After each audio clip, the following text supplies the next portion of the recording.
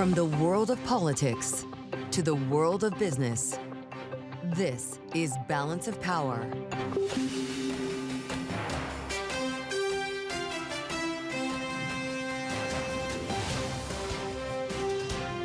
Live from Washington, D.C. Thanks for joining us on Bloomberg TV and radio. I'm Mathieu alongside Kailey, Leinz in Washington as we bring you a different sort of balance of power today from Washington with a series, Kailey, of conversations that we're going to have coming up from World Headquarters in New York. Interesting, though, to hear from Scott Bessent talking about a range of issues, not only the U.S.-China trade deal reconciliation, but potentially becoming the Fed chair, which has been a big talker over the last couple of hours here in Washington. He says he wants to keep his job through 2029. Yeah, he likes what he's doing, though he did note, of course, whatever the president asks is something he would consider. But interesting to hear from him, not on that alone, not on China alone, but other subjects as well, including the cooler than expected CPI data that we got today. Questions of the deficit and the debt ceiling timing, which he's saying is mid to late summer, couldn't get more specific than that. And, of course, was asked a question or two related to Elon Musk and the Department of Government Efficiency as well. Wide-ranging testimony, but, of course, as Joe pointed out, it does come after his return literally just last night or early this morning from London, having spent hours and hours in negotiations over 2 days with his colleagues from the administration, Howard Lutnick and Jameson Greer, and Chinese counterparts, resulting in a deal that President Trump on Truth Social today is done, subject to final approval between President Xi and me, in which Beijing will be supplying rare earths magnets immediately. So as we consider this landscape between the U.S. and China and how it impacts investment, we go now to our colleague in New York, Bloomberg's Scarlet, who's joined by a very special guest, Jim Chanos, president and founder of Chanos & Company. Scarlet. Thank you so much, Kailey and Joe. Really appreciate your joining us today, Jim, on set here at Bloomberg World Headquarters. Kailey and Joe were talking, of course, about Scott Bessent testifying before the House Ways and Means Committee. And, of course, this comes on the heels of 2 days of China-U.S. trade talks in which President Trump has declared a done deal. He talks about the U.S. imposing 55% tariffs on China and China imposing 10% on us. You are a longtime China bear. You've been monitoring the economy's transition from export and investment-led to one that's consumption-led. You also teach at Yale Management School of Business. What kind of grade would you give this trade deal, this so-called trade deal? I'd give it a temporary incomplete so far because we don't have all the details yet. And it doesn't seem to be a whole lot different from where we were, not too long ago. So I think we need to see, as always in these things, the devil's in the details, and so we'll have to see what goes on. But as I mentioned before we went on the air, it does appear that China ended up holding some cards after all. Yeah, you're referring, of course, to rare earths and magnets, and it turns out that China does have a lot of leverage over that in terms of whether it allows licenses for export and how quickly it allows shipments. And this is something that industry had pressed President Trump on. Is this going to be a cudgel that Beijing continues to hold over the U.S.? I mean, obviously, we're going to try to diversify and increase our sources of strategic metals and rare earths. I think the administration's been clear about that. But the fact of the matter is, Scarlet, I don't think the market ever really believed that the most onerous of tariffs was ever going to go in. I mean, even though the market was down 20% at one point at its worst day to day, I think on a daily close 12% in April.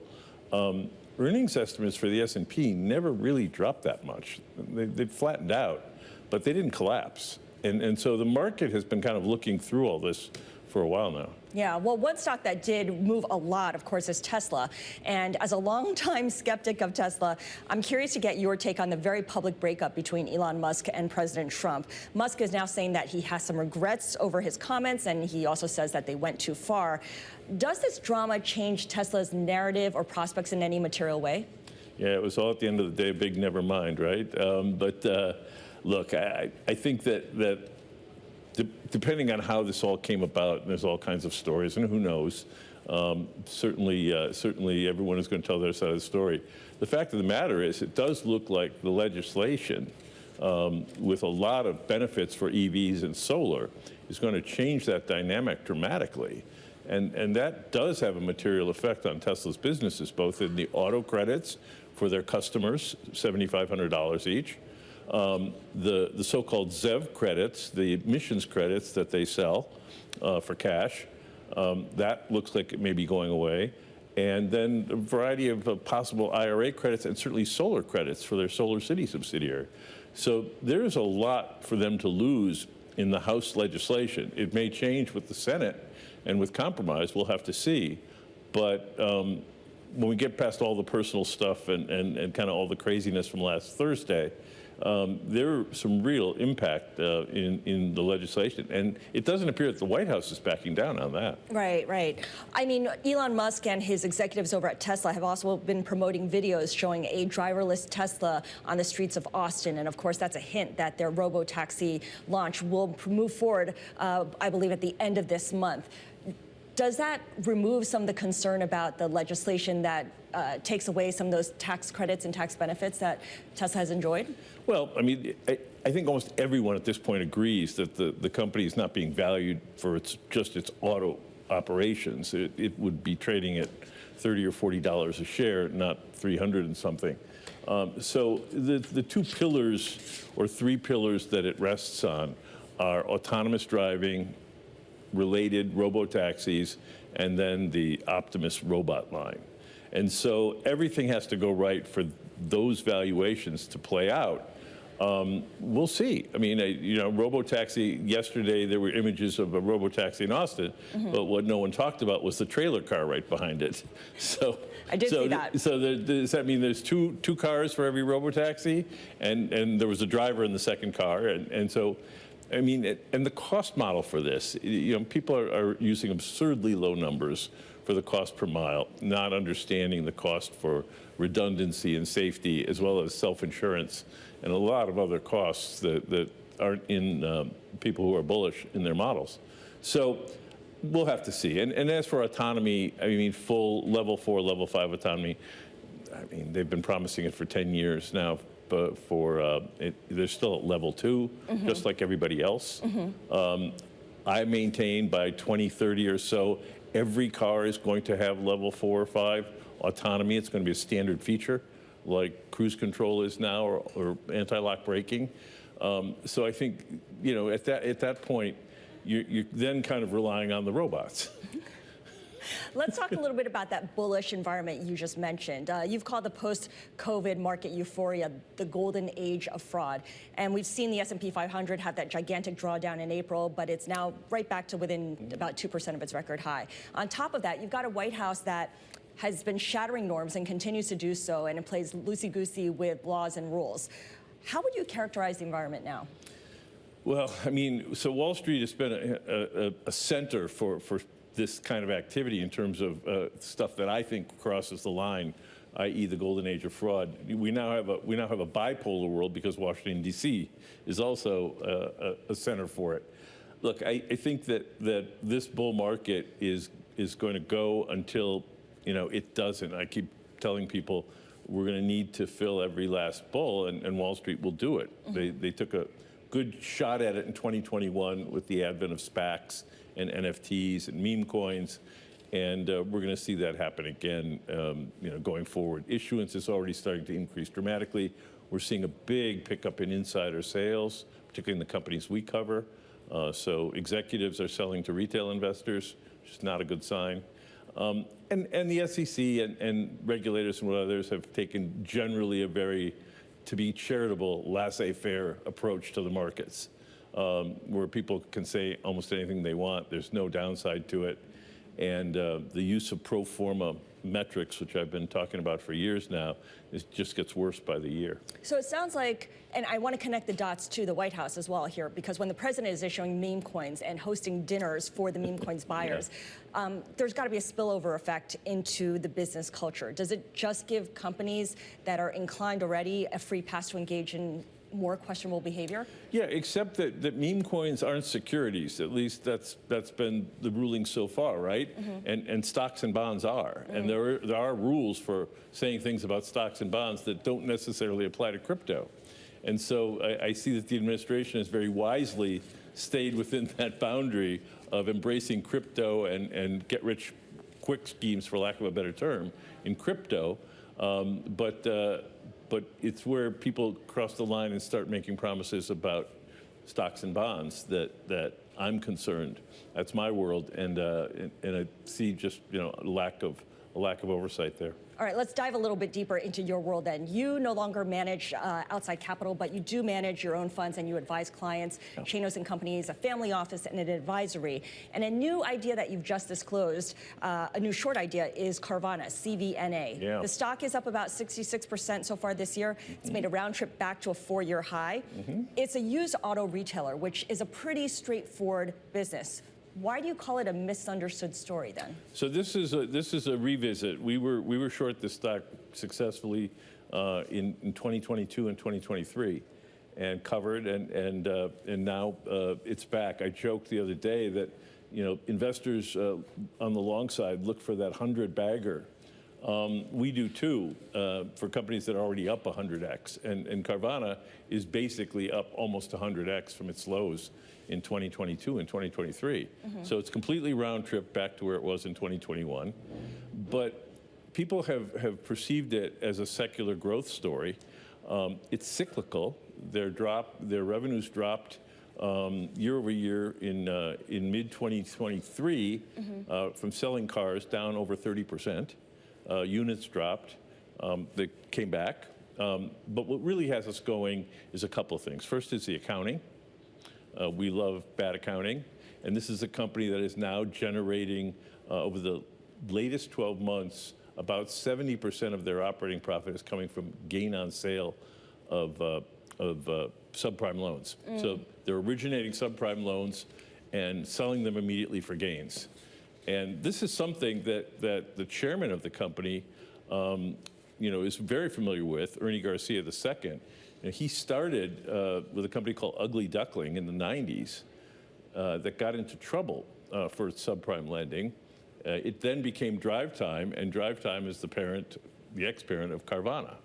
So there's a history here. But that amount of income coming from sale of subprime loans is staggering. And you should not be putting an enormous multiple on this, 50, 60, 70 times. On top of that, two other things that are kind of new to the story. Number one is the short interest has collapsed. It was one of the most shorted stocks in 2023. And now the short interest is back to multi-year lows as a percent of outstanding. So the other bears have given up. And number two, we've seen a dramatic increase in insider selling, something we just talked about, in May and June in the shares of Carvana. So the last time we saw this type of selling, the stock also was getting ready to go down dramatically. Yeah, so that's another red flag. And of course, we should mention that we are out to Carvana for comment because of all of that. I want to switch gears a little bit here because you are also blowing up on social media over the last couple of days due to your call to go long Bitcoin and short MSTR strategy. Michael Saylor, the CEO of Strategy, spoke with us yesterday on Bloomberg Crypto. Here's what he told us about your trade. I don't think he understands what our business model is. We're actually the largest issuer of Bitcoin-backed credit instruments in the world. So last week, we just raised $1 billion by selling a preferred stock, non-cumulative, called Stride. That means we basically borrowed money that we never have to pay back, that we pay a dividend on, but we could suspend the dividend if we needed to. So Jim has been thinking that we somehow needed to sell the equity. So at the end of the day, if he's lucky enough to short the stock below 1x NAV, we're going to issue the preferreds, buy back the stock, and make money for our shareholders. If the stock trades at a weak premium, we're just going to sell the preferreds. And if the stock rallies up, he's going to get liquidated and wiped out. What he still doesn't understand is we're not a holding company or a closed-end trust. We're an operating company. So when we issue, trust can't leverage the Bitcoin. They can't issue preferred shares. They can't issue permanent shares of equity at a premium. We can. Jim, your response? Yes, I always love it when management say, well, he just doesn't understand our business. Michael Saylor is a wonderful salesman, but that's what he is. He's a salesman. And what he's selling investors is the concept that you give me your money and I'm just going to go buy Bitcoin. And hopefully the value of my stock trades at a premium to the value of that Bitcoin. And so as long as I can keep doing that, I generate value. And this is, of course, I called it financial gibberish, because on top of that, he also said in your interview, he said, the company should not just be valued on the basis of the Bitcoin holdings, but on a multiple of the profits that accrue from when I do this financial alchemy. And I pointed out on social media, I said, well, that's akin to saying, well, my house that rose in value from $450,000 to $500,000 last year is not worth $500,000. It's worth $1.5 million because it's worth the $500,000 plus a 20 multiple on the $50,000 increase. And of course, that's absurd. But that's the claim he's making. On top of that, he's basically now saying that well, I'll sell preferred, not common, to dilute the shareholders and compress the premium. And let me just interject really importantly here. I'm actually doing what he is advocating, right? I am selling MicroStrategy securities to buy Bitcoin. Let's be clear, it's a hedge trade. I don't know where Bitcoin is going to go. And it doesn't matter to you, actually. Well, it doesn't matter. The premium compressing matters to me. And so it's important to understand that in 2024 and 2025, mostly at the end of 24 and 25, MicroStrategy has sold $35 billion roughly of securities, $33 billion in common and convertible into common, and $2 billion in preferred, most recently. The market for the preferred stock that he's selling is tiny relative to common. Let's be clear about that. And in his own words that you just played back, he makes a case that you have to be crazy to buy these preferreds, right? He's going to pay you a dividend, maybe. It's not redeemable. It's perpetual. And if I don't pay the dividends, they're not cumulative. I don't have to pay the back dividends. So, who in their right mind institutionally would buy these preferreds? That's my question. Do you think there's always going to be buyers for these preferreds, No. Especially if Bitcoin starts to trend lower or go materially lower? And again, he said, well, if the stock trades below a 1 M multiple to MNAV, we call it, Chanos, I'll just buy back my common. I can assure you, if it trades below 1, I will have covered my short. Is there a catalyst, though, or a certain set of conditions that would drive the premium down to collapse? The catalyst is Michael Saylor. He's been selling equity to himself compress the NAV. And I would point out, I posted something just yesterday as well, that for all of this, the premium to NAV that MicroStrategy has averaged has been right around the levels we are today, about 1.8. We put this trade on and advise clients somewhere between 2.2 and 2.3. But it's traded at 1, and it's traded as high as 3.5. Where do you think it should be? It should be at 1. I mean, I just think because for all the advantages he claims, you have what we call agency risk in finance. You have the fact that he could do something to the detriment of shareholders, and of course, we're not calculating any deferred taxes in our NAV. Which theoretically there would be if he sold Bitcoin. So the other argument that people make is that the average MicroStrategy shareholder is not a tourist. These are diehards who eat downside volatility for breakfast. That's what they say on social media. Yep. How long are you prepared to wait for this trade to play out? You have to stop listening to all social media, Scarlet, because if you do a simple calculation of share turnover, how often does MicroStrategy turn its share base over it? The last we looked, it was something like 4 weeks. So the average MicroStrategy share trades every 4 weeks. That's not a long-term investor. This is one of the most actively traded speculation vehicles in the market. So there are other companies that are following MicroStrategy's approach, right? The Bitcoin treasury strategy overall. GameStop, DJT, the president's media company. Does that mean that there are comparable big short opportunities for those specific names as well? Well, you're pointing to another catalyst. So the catalyst is this is a Me Too trade, right? There are other companies can do it. There's nothing proprietary about Michael Saylor's business model, right? He's simply buying Bitcoin, which is a highly liquid asset that trades everywhere. So yes, other companies have now looked at this and said, we can do this too, and we can issue equity to become a Bitcoin treasury company. And the more and more supply we're going to see, the less and less premium anybody's going to have. Jim, I'm going to wrap this up and ask you one final question to kind of put everything in perspective. Are the economy and stock market as strong as they seem to appear? You've got a resilient consumer, you've got tame inflation, you've got stellar profits, and you've got stocks near record highs. Yeah, I mean, everything looks good. I think that valuations are back up to their high levels. And what we're keeping our eye on, again, is issuance. We're looking at supply. I always keep joking that Wall Street has a printing press, too, and the printing press is starting to gear up. It's whirring away. All right, Jim Chanos, always a pleasure. Thank you so much. President and founder of Chanos & Company. Kailey and Joe, I'll send it back to you in D.C. All right, Scarlet Fu, thank you so much. Joined for a wide-ranging conversation by Jim Chanos. Pretty incredible to have him and Michael Saylor back-to-back on 2 days here on Bloomberg Television and radio. But of course, his remarks going well beyond Michael Saylor and MicroStrategy. Also interesting to hear from him on Elon Musk, what I believe he just described as one big never mind after Elon Musk's post on social media that he regrets some of his previous posts about President Trump. They went, to use his words, too far.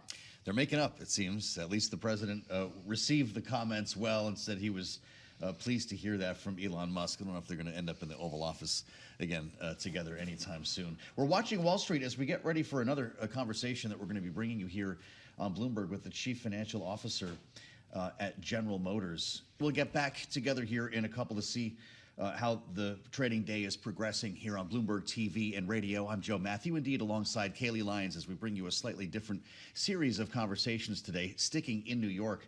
And a great pleasure to bring in our colleague, Matt Miller, who sits down with the Chief Financial Officer, Executive Vice President of General Motors. Matt, take it away.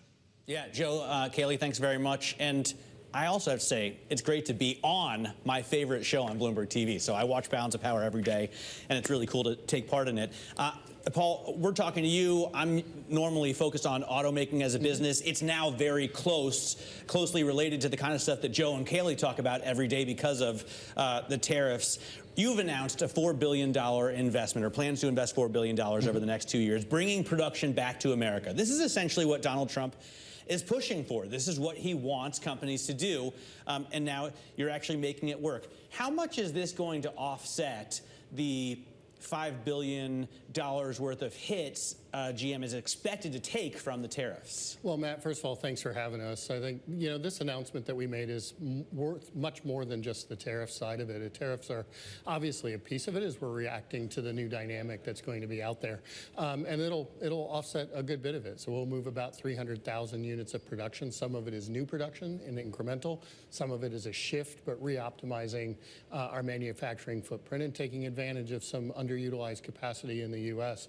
But it's also about, creating security for our people. You look at the Orion plant, we would tailor that to produce and scale EVs really fast. The market has obviously changed and pivoted a little bit. This gives us an opportunity to reallocate that plant, better utilize it for internal combustion engines on trucks and full-size SUVs, where we know the demand is really strong for them. And that's great for our utilization, our efficiency, as well as for our consumers and our people as well. So it's about more than just tariffs, but with this will be about 2 million vehicles produced in the U.S. for the U.S., and we're continuing to make those investments. I bought a Silverado ZR2 a couple of years ago. Mine came out of Mexico. You're going to be moving most of that production, I guess, to the U.S., right? Most Sierra production to the U.S.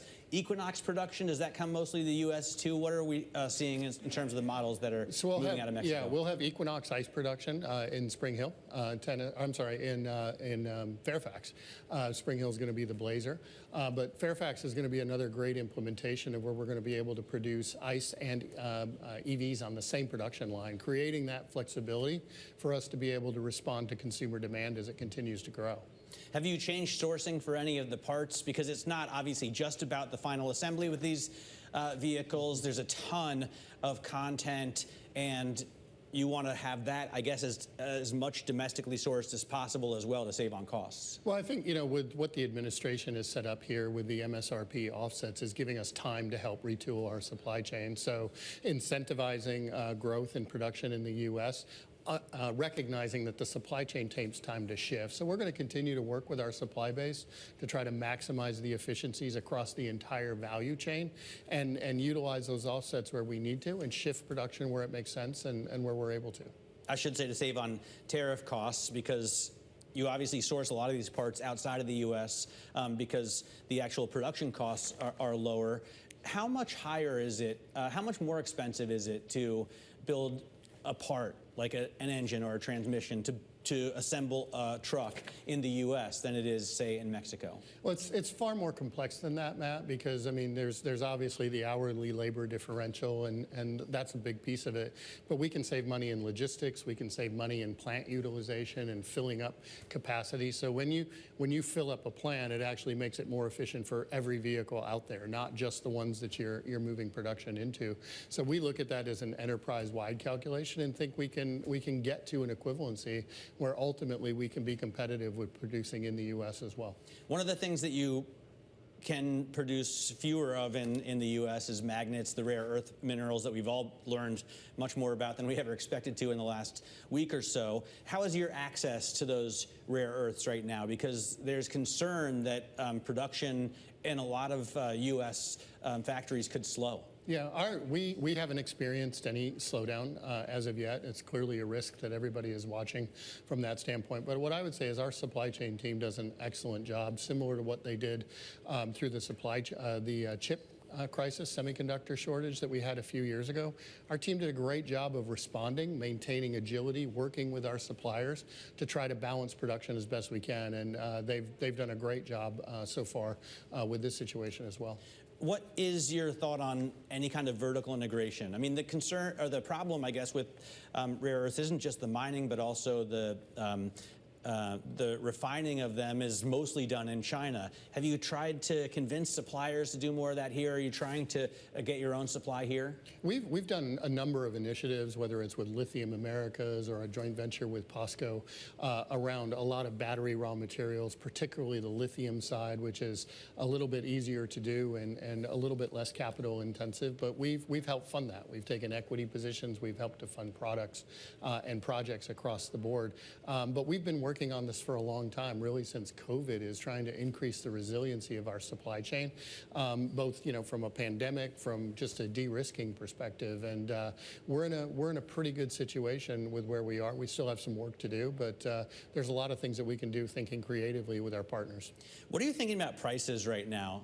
You obviously raise prices on a regular basis, right? If we're not experiencing deflation, you're going to try and stick with the pack there. Are you facing pushback from consumers when you try and raise prices? Well, our portfolio has performed really, really well, and we've adopted a strategy of being very disciplined in our production, not overproducing like some of the challenges of the past, and that's a strategy that's worked for us. We announced on our earnings call about 6 weeks ago that we don't need to take any price to help with the offset initiatives that we've targeted going forward, because we want to be in the position where we're responding to demand from our customers and being more stable. We don't want to raise prices because of tariffs, and then when tariffs come down, expect that prices are going to come back down. We want to be more consistent with our customer base, and that's a strategy that's worked really well for us. Can you do it in other ways through MSRP? I mean, some manufacturers are raising maybe delivery price. You can also raise the price of options packages and still keep MSRP level. Well, again, we haven't done anything specific to respond to tariffs. We've looked at where packages are for options, where our logistics costs are, et cetera, and we try to price what we can. But that's irrespective of tariffs, and it's something that we've done. I think when you look at our pricing model over the last few years, it's been more consistent than many of our competitors, with less volatility and discounting, and that's good for our customers as well. So we're going to continue to do that across the board where we can, and make sure that we're delivering value for our customers. The bean counters at Bloomberg Intelligence want me to ask questions about cash flow here and how that looks right now with the tariff effect. You've had obviously great sales, as I guess some demand is pulled forward. Do you have to divert some cash, though, to deal with tariffs from anything else? Well, I mean, clearly in the short and intermediate term, tariffs are going to be a drain on our cash flow. We announced about $4 to $5 billion of impact this year, and we think we can offset about 30% of it going forward. But that is going to be a cash hit. Now, when you look at the performance of the company, our cash flow generation has been really strong. It'll continue to be really strong even after the tariffs, and we're going to work to continue to drive that efficiency efficiency. But we've got to create that stable cash flow across the board because this is still a cyclical industry, and we need to be able to absorb these shocks. And I think the team's done a really good job of managing and being disciplined in order to continue to drive strong cash flow, even in the face of some of these short to intermediate term hits. What are you expecting in terms of SAR? Because we've had pretty strong sales numbers over the past couple of months. I think upwards of 17.3 million. Does that continue through the rest of the year? No, we don't expect it to. We would love to see that happen, but you know what we said about 6 weeks ago is we're planning for a year of about 16 million units, which is similar to last year. In April and the first half of May, we were trending much closer to 18 million as we saw a lot of customers trying to get ahead of what they expected to be price increases. We've seen that come out over the last couple of weeks, but it's really retreated back to where it was before that pull-ahead demand. So we're encouraged by the fact that that consistent demand is still there, and that's going to be important for us as we continue to push forward. But if we see a slowdown, we'll have to adjust to it and make sure that we create that agility that we have really come to be known for over the last few years. But right now, the customer seems pretty stable, even though we've seen that pull-ahead demand come out. You've had the best margins of the big three. Enjoyed, I think, 8.5% margins or thereabouts. Does it hang at that level through 2025? Well, obviously, the tariffs are going to be an operating hit to us going forward, which is why we're focused on making sure we take actions quickly. There were a number of actions that we already took. We called them no regrets actions, where we increased the line rate in Fort Wayne to build more trucks in the U.S., et cetera. Here, we're taking the next step of deploying capital to increase that production. These are steps that we think are necessary for us for the long term to be able to drive that type of consistent margin performance that we want to be known for. I want to ask about the shares as well as your free float. It's gotten pretty small. How much further can you go with buybacks? Well, I mean, we're going to continue to follow our disciplined capital allocation policy. The first thing we do is reinvest in the business. That's a capital budget of about $10 to $11 billion. We just announced last night that that'll be $10 to $12 billion for 26 and 27, reflecting a little bit of additional spend for what we're doing. The second is we prioritize the balance sheet. The balance sheet's been as strong as it's been in decades, with a pension fund that's nearly fully funded and debt that's very manageable. And then the third leg of that stool was returning cash to shareholders. So we reinstated the dividend a couple of years ago, and we've been deploying that cash to return to our shareholders to make sure that all the constituencies benefit from the success that we've been having, our employees, our customers, and our shareholders. Paul, it's been great having some time with you. Thanks so much. Thank you so much for joining us here at time. 7:31 Lex. With that, Joe and Kailey, I'll toss it back to you in Washington. All right, Bloomberg's Matt Miller. Thank you so much. Great to have you here on Balance of Power. We appreciate Matt's interview and his fandom of the show. He, of course, joined there by Paul Jacobsen, the CFO of General Motors, beginning the conversation specifically on the $4 billion that the automaker is planning to invest in its U.S. plants over the next 2 years, investments that will expand factories in Kansas, Tennessee, and in Michigan, specifically in Lake Orion, Michigan, which happens to fall in the congressional district of Republican Congresswoman Lisa McClain, the chair of the House Republican Conference, who is joining us now live from Capitol Hill on Bloomberg TV and radio.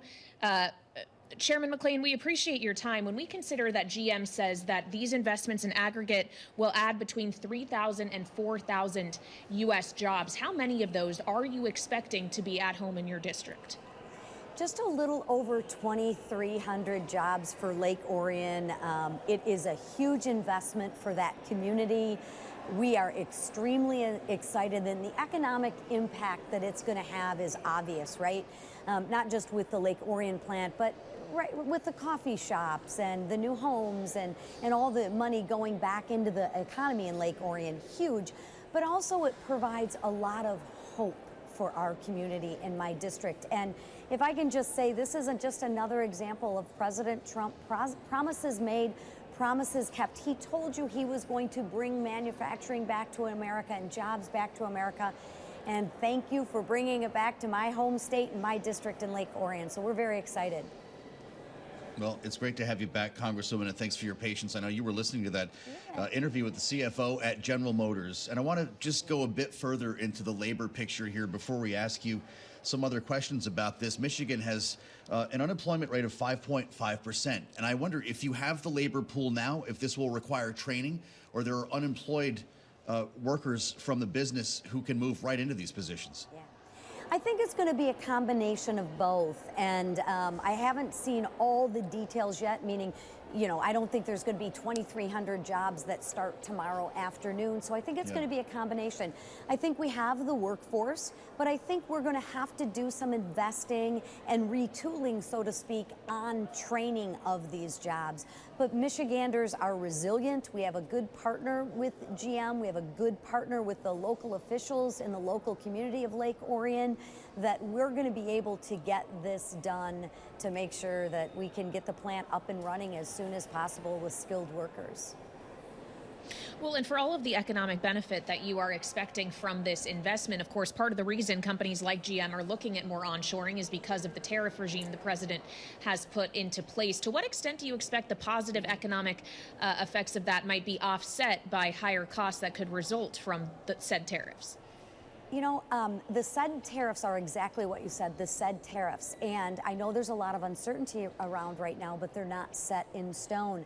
So I think the tariffs, as I said many times before, is a negotiation tool to renegotiate our trade deals and bring manufacturing and jobs back to America. So I don't know what the effect is going to be. I believe that there could be a possibility that we see a reduction in the tariffs. I mean, look at the deal that the president just signed with China, not to mention the other 80 countries that have come to the table to renegotiate trade deals. So I'm optimistic that it will offset a lot, but maybe there won't even be that much to offset, because the tariffs are being used effectively as a negotiation tool. Yeah, we should note that we are waiting for that deal, the framework at least, that was announced to be formalized and approved by President Xi. But I know as well you're crediting President Trump's trade policies here for this investment and the shift to the U.S. We know as well that General Motors is confirming that it has no plans to produce electric vehicles at the Orion plant. These are going to be gas-only vehicles following the retooling. Is that also a response to President Trump's approach, or is it a response to customer demand?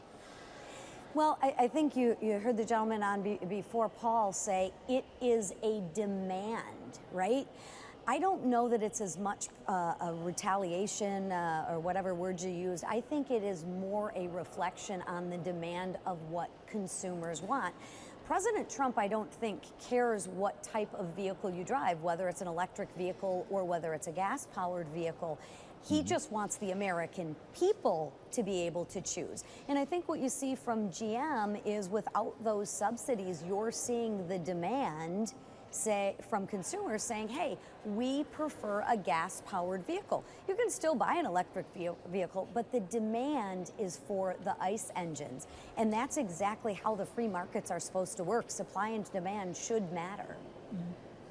Well, we know Elon Musk has had some strong feelings around this whole conversation around EVs and those tax credits being rolled back, which may have inspired possibly, or at least fed into some of the social media posts we saw from him in recent days. Posts that he has since said went too far, according to his post from earlier today, that he regrets some of the things he said specifically about President Trump. And the New York Times just reporting, Chairwoman McClain, that Elon Musk did call Trump on Monday night before making that I regret post. But considering the things, in addition to commenting about Donald Trump specifically, that he's been railing against, or this one big beautiful bill that you have been advocating for vocally, is this an apology that you would accept? Do you think the president should? Yeah, I think they are. Listen, the president is a very smart man, and Elon Musk is a very smart man. What did we think was going to happen when you have the most powerful man in the world and one of the richest men in the world? Is I think sometimes your emotions get the best of you, and they're both businessmen. They both care about the country and doing what's best. So I think this will be put to bed rather quickly, and actually it has been put to bed rather quickly. So I'm optimistic. Let bygones be bygones, and let's focus on what's best for the American people. Well, does getting over this help passage of the reconciliation bill? I know it's coming back your way, likely with changes in the Senate, Congresswoman, and there were concerns that some of the fiscal hawks might have been paying attention to Elon Musk, urging them to vote no. Yeah, well, I think it doesn't hurt. Does it help? I think every little bit helps, right? And at the end of the day, I think we're going to get it back. I know the Senate is going to put their fingerprints on it. They've already told us they're going to put their fingerprints on it. My hope is that they don't change it too dramatically, because we have a very thin margin, and we worked for almost a year and had our family fights, family squabbles, family disagreements on this to put the best, most conservative package on the floor. So again, I'm optimistic that we'll get this done, hopefully by July 4th. Well, and when we consider those Senate changes, we understand that Chairman Crapo in the Senate, who leads the Finance Committee, of course, is going to be briefing Republican senators about the changes he's looking to make this afternoon. Which one do you fear most that you've heard rumor of that could diminish the chances of it repassing in the House? I hope they don't touch SALT too much. And the reason why I say that is because the SALT caucus, which we have here in the House and they don't have in the Senate for obvious reasons, they've been pretty dug in, and I'm not here to say they're right, I'm not here to say they're wrong, but they've been pretty dug in, and that was one of our biggest issues in the House. That just can't be touched. That would be Really the biggest, that'll be the biggest problem if they touch SALT, I believe, and Medicaid, obviously, which I don't think they're going to. We've got our eyes on the New York, New Jersey, California delegations. Congresswoman, it's great to have you. And thanks again for being with us live from Capitol Hill. Lisa McClain is chairwoman of the House Republican Conference. And a great update there, real-time information, Kailey. She picked SALT. Isn't that something as the answer? This is what's keeping them up at night right now. Yeah, which is why the details of whatever Chairman Crapo has to say about the changes they're looking at are so important, considering senators, including the Majority Leader John Thune, have not been shy about saying that the Senate doesn't care at all about SALT, at least on the GOP side. We've come around altogether again for Matt Miller. I hope that he was listening to that. With Kailey, Leinz, I'm Joe Mathieu. We're going to bring in Anna Wong coming up next. For the fourth consecutive month, with underlying U.S. inflation rising just 0.1% in May, that was less than estimates as we look at that data at 8:30 a.m. and then the testimony that began at 10 a.m. and, by the way, is still going with the Treasury Secretary Scott Bessent. This is something he seems to be pretty proud of today. He called this data specifically fantastic. So this isn't Biden data anymore. I guess not. I guess that's right, though. He had the wind at his back when he walked into the Ways and Means committee room. A good story to tell from the White House. Let's see if Anna Wong agrees. Bloomberg Economics chief U.S. economist joins us now live. Anna, is that the full story? Because the headline reads pretty well for this White House. Well, so I think you can certainly see it glass half full like Bessent does.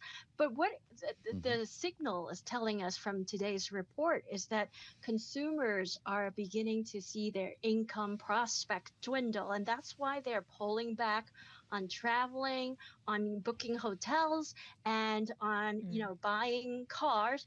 Typically, in a economic slowdown environment, those two categories, cars and travel, are exactly the stuff that people first pull back on. So I think what this soft data is telling us, that the economy is slowing. Well, so Anna, to expand on that a little further, are you suggesting basically that the data is not so much telling us that companies and businesses aren't passing on higher costs due to tariffs, but that they can't exercise that pricing power, that consumers are not going to be particularly tolerant of it? So what it is that the firms actually have been passing through some tariffs. We noticed that appliances and some of the more tariff-exposed categories have been seeing a pickup in inflation. But more than offsetting that is this deflation in many travels sectors, such as airfares and hotels.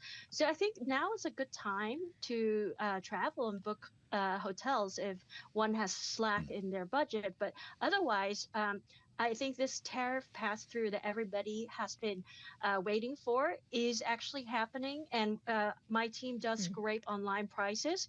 And those online prices are showing that in the next couple of months, home appliances like your toasters, microwaves are going to see a significant price increase.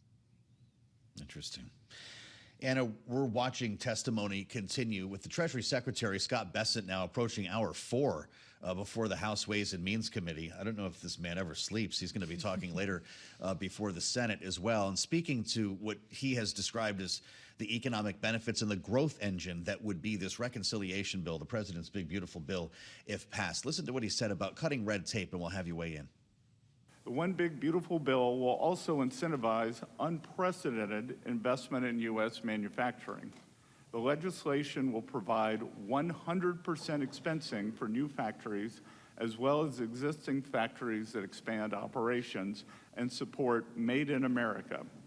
It will streamline burdensome permitting processes that often stand in the way of new manufacturing projects.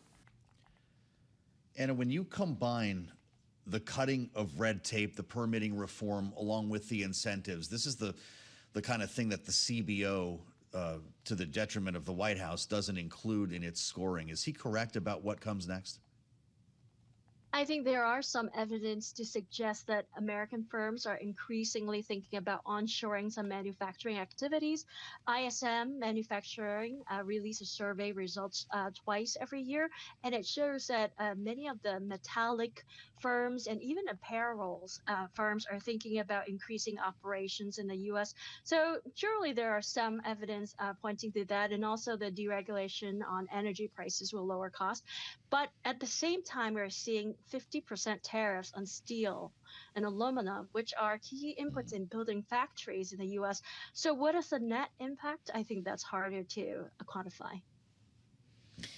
Well, and finally, Anna, I would like to ask you about the Fed, because, of course, President Trump had some thoughts about what the Fed should do in the aftermath of this data today. He posted on Truth Social, CPI just out, great numbers, and reiterates his call for the Fed to lower 1 full point. I know you aren't in the camp that the Fed's getting ready to move 100 basis points, but does the data today make it potentially more likely we see a 25 basis point cut sooner than expected?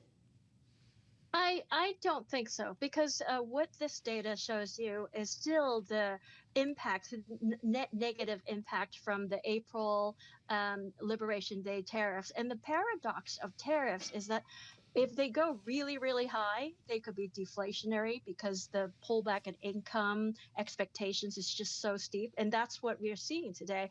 But the de-escalation in Geneva and thereafter has really bolstered the stock market. And we expect that in July CPI report, we're going to see a boost from financial easing of financial conditions, as well as those home appliances price increase that I was just telling you about. All right, Anna Wong, we appreciate it, as always. Our chief U.S. economist for Bloomberg Economics joining us here on Balance of Power. Thank you so much. And Joe, as we wrap up this hour of Balance of Power, we should note the Treasury Secretary is still going at it in the House Ways and Means Committee, about to hit 4 hours after his late night, early morning trip back from London, trade negotiations. And when we come back to air later today at 5 p.m., he's still going to be testifying, just in the other chamber, because he has the Senate next. Yeah, you'd think maybe they'd give him like a day off or something after that, but he had to leave the talks last evening to get on a plane. He said goodbye to Anne-Marie Hordern in London and showed up this morning in Washington. So we'll keep tabs if he makes more news on this. Of course, President is watching as well here, and we'll have more on the late edition. That starts at 5 p.m. Eastern. Yep, we'll get more takes on this economic data from the White House with Stephen Myron of the Council of Economic Advisors, and the Energy Secretary, Chris Wright, will weigh in on oil prices as well. We have a big show coming up. That's for sure. So we'll see you then when we reconvene at 5 p.m. In the meantime, Bloomberg Business Week Daily is straight ahead right here on Bloomberg TV and radio. And make sure to subscribe to the Balance of Power podcast. Yeah, get to Apple or Spotify, wherever you do your podcasts, and subscribe. Some interesting conversations on there today. You can listen anytime at Bloomberg.com.